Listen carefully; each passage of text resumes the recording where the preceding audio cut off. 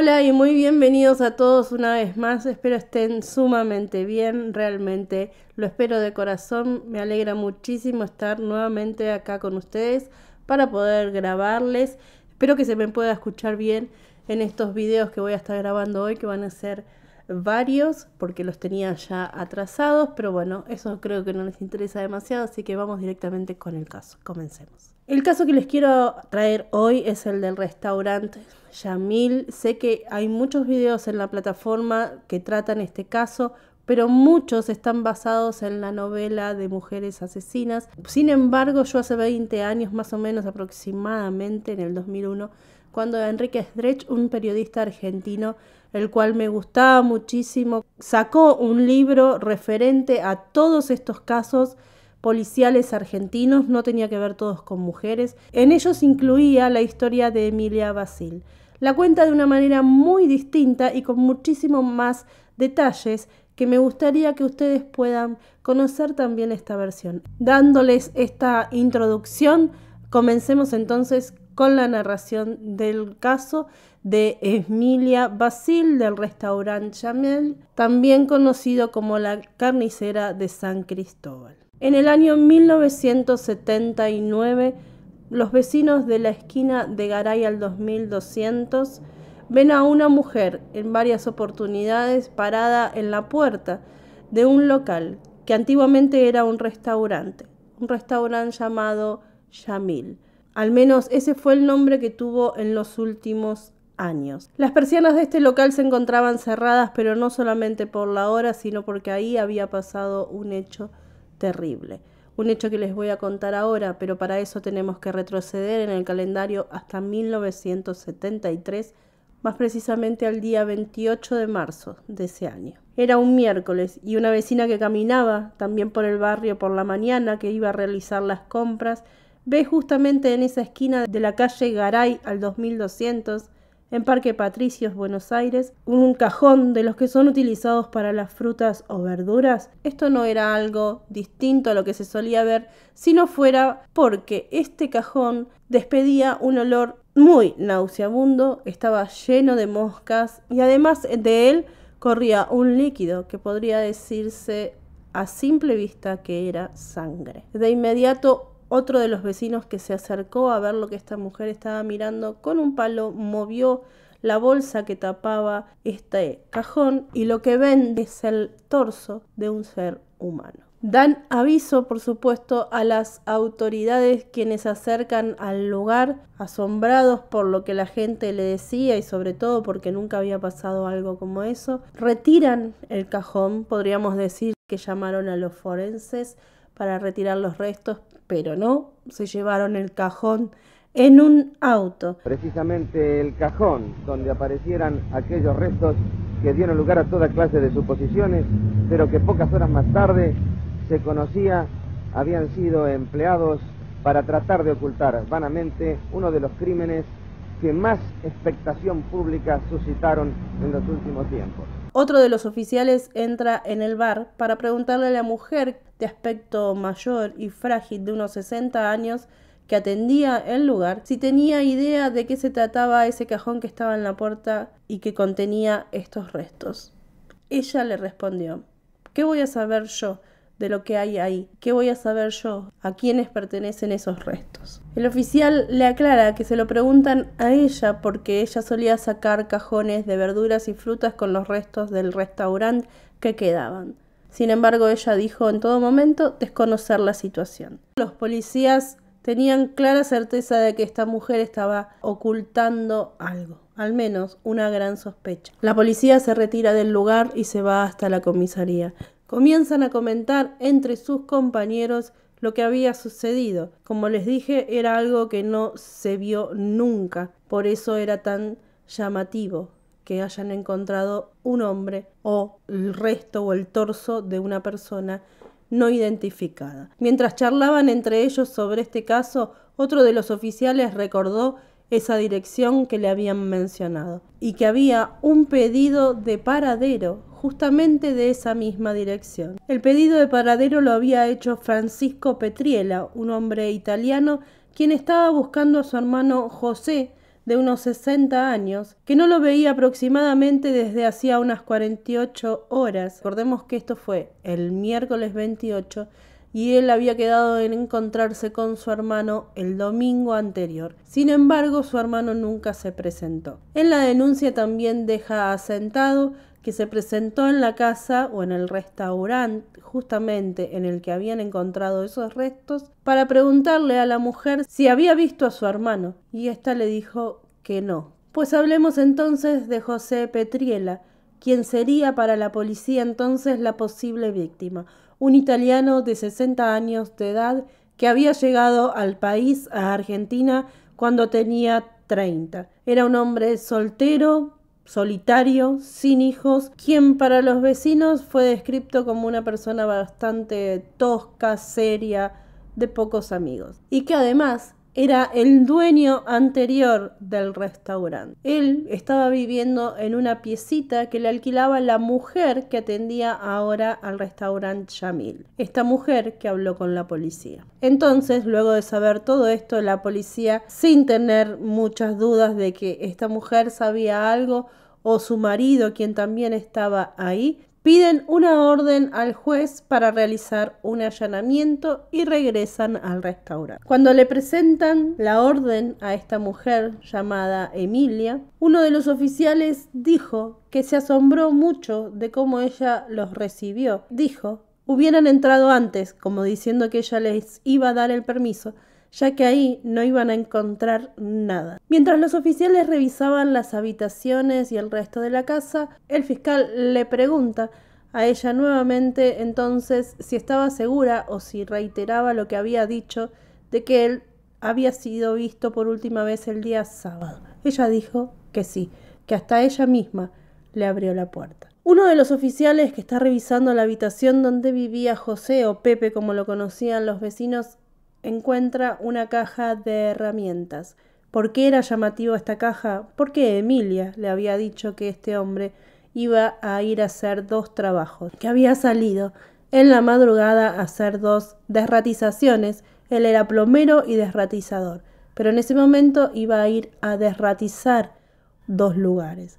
Y entonces, con la caja de herramientas en mano, más los productos para hacer las fumigaciones encontradas en la habitación de este hombre, le vuelven a preguntar a Emilia: señora, ¿usted asegura entonces que lo vio salir a él con su caja de herramientas o sus productos de trabajo? A lo cual ella respondió que sí, que ella lo vio salir. Pero qué raro, le dijo el fiscal, acá está la caja de herramientas y sus productos.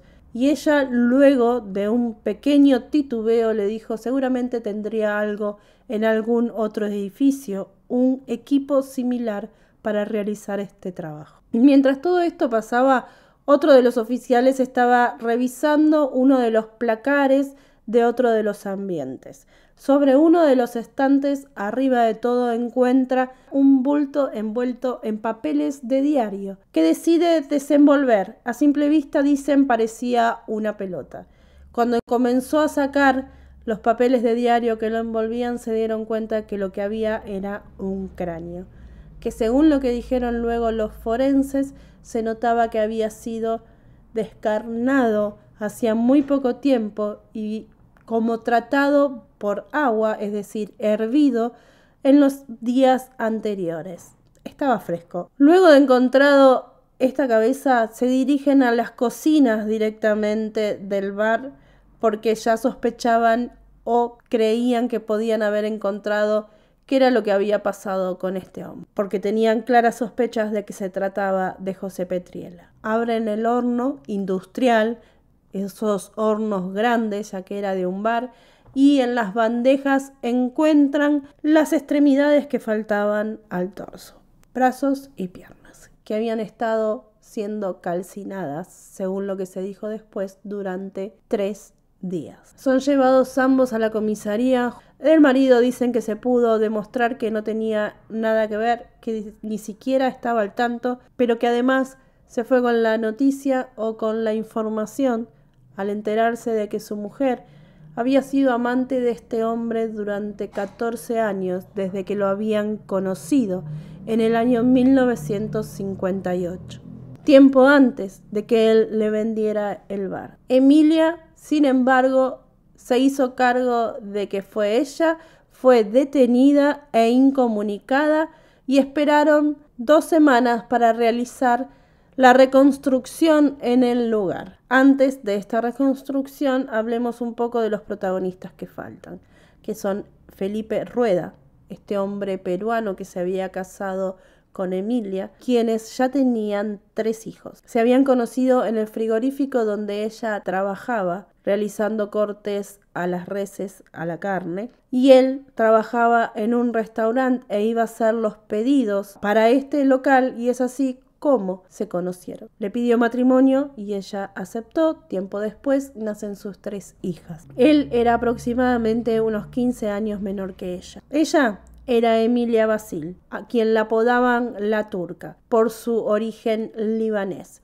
Había llegado al país hacía unos 40 años atrás. Una mujer de aspecto muy frágil, como de una anciana débil. Sin embargo, se dijo que era una mujer muy tosca, muy seria, de muy mal carácter también y poco habladora. Además de ser también muy poco cariñosa. Con el Tano, con Pepe Petriela, se conocen, como les dije, en 1959, cuando ellos asistían a este restaurante y ella, como realizaba comidas árabes y lo hacía muy bien, decidió que podía comprarle a este hombre el fondo de comercio.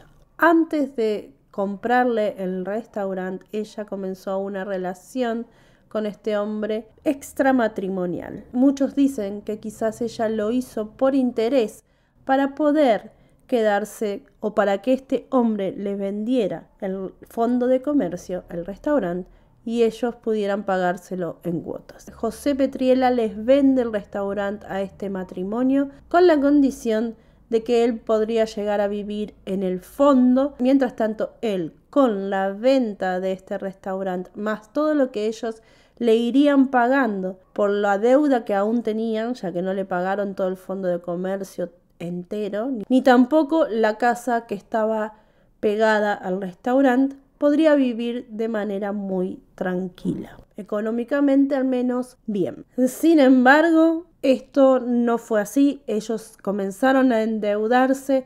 Según dicen, solo Emilia era la que sabía que no le podían pagar el resto de las cuotas.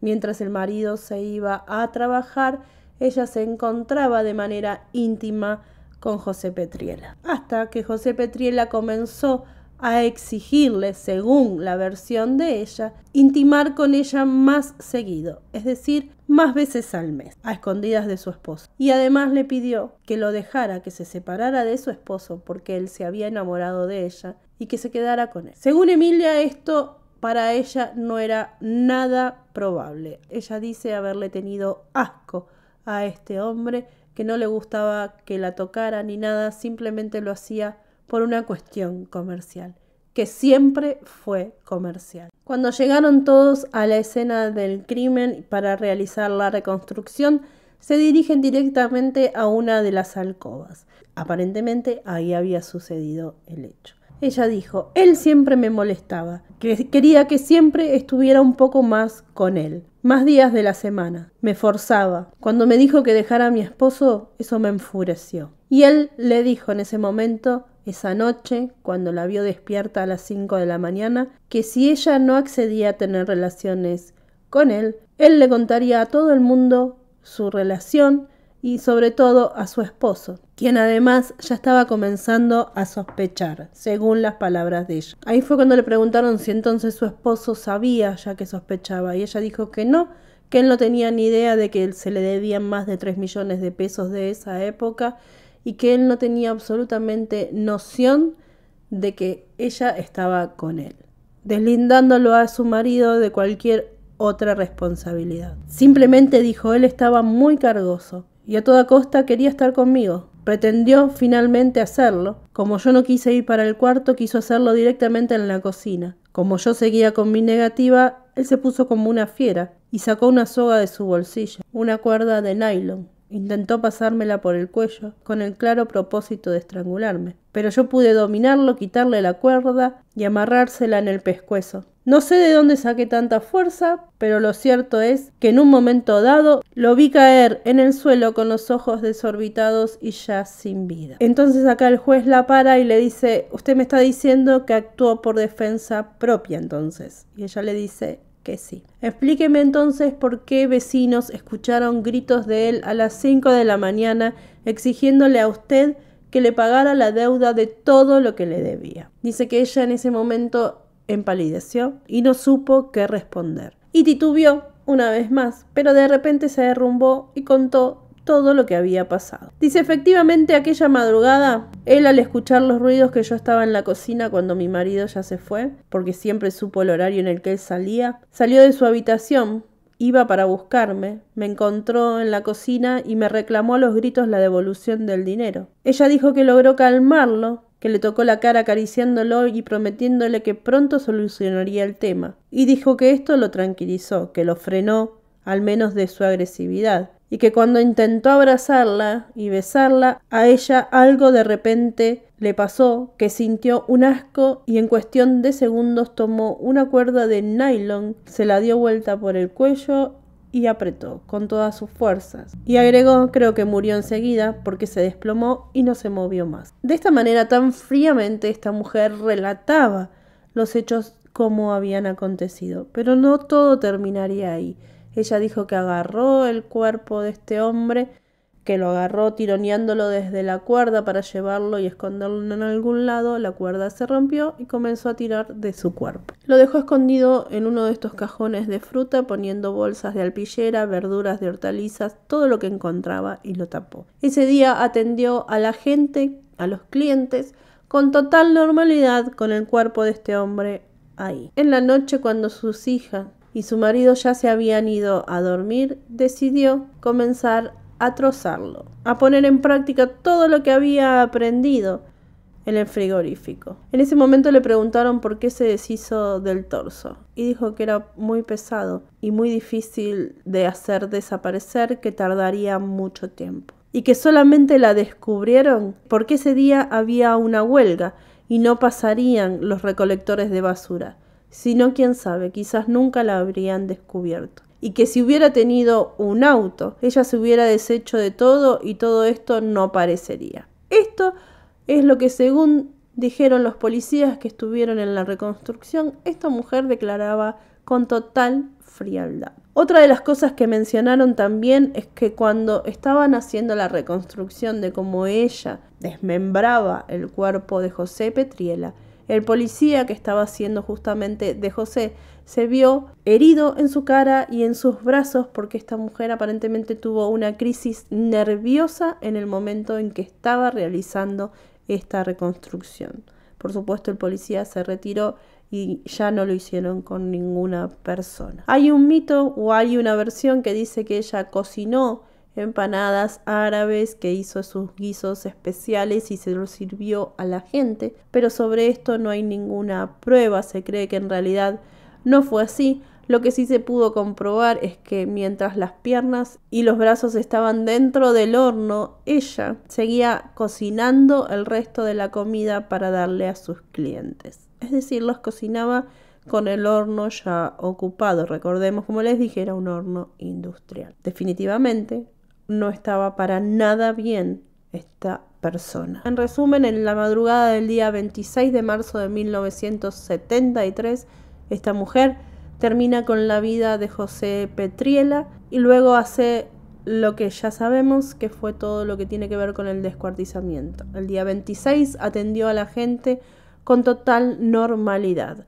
El día 28 es cuando se encuentra en la calle El Cajón, porque el día 27, la noche anterior, había habido una huelga de recolectores de basura. Esta mujer es condenada a 10 años de prisión tan solo. Sin embargo, logran anular su causa o la condena porque no se tomaron algunos atenuantes, como por ejemplo que ella actuó por defensa propia. La cosa es que el abogado, en una de las apelaciones, logró que esta mujer quedara en libertad en 1979, habiendo cumplido tan solo 6 años de su condena, casi 7. Y cuando salió, regresó a este bar Fue esta mujer que todos vieron porque la conocieron. Una vecina la reconoció, fue la que le preguntó cómo se encontraba y ella le respondió: ¿a usted qué le importa? Y se fue. Nunca más se supo de ella, nunca más se supo qué fue de su marido y de sus hijas,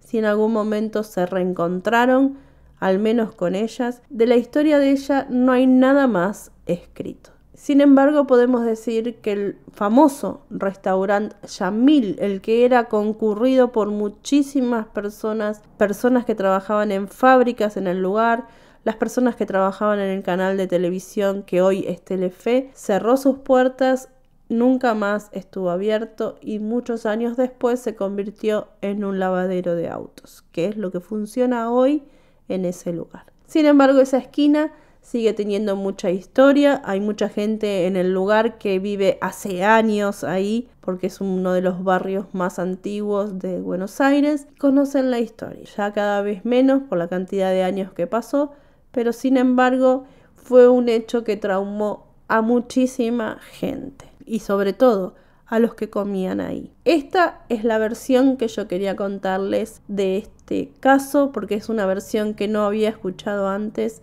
Es la del periodista e investigador Enrique Sdrech, fallecido en el año 2003, tan solo 2 años después de haber escrito este libro de crímenes famosos de Argentina. Espero que les haya sido de interés.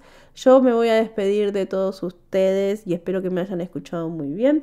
No sin antes decirle que se cuiden muchísimo, que cuiden mucho a los suyos, que nosotros nos vamos a ver muy pronto en un siguiente video. Muchas gracias a los miembros del canal, a los miembros de la comunidad. Gracias infinitamente a todos. Nos vemos muy pronto. Cuídense muchísimo.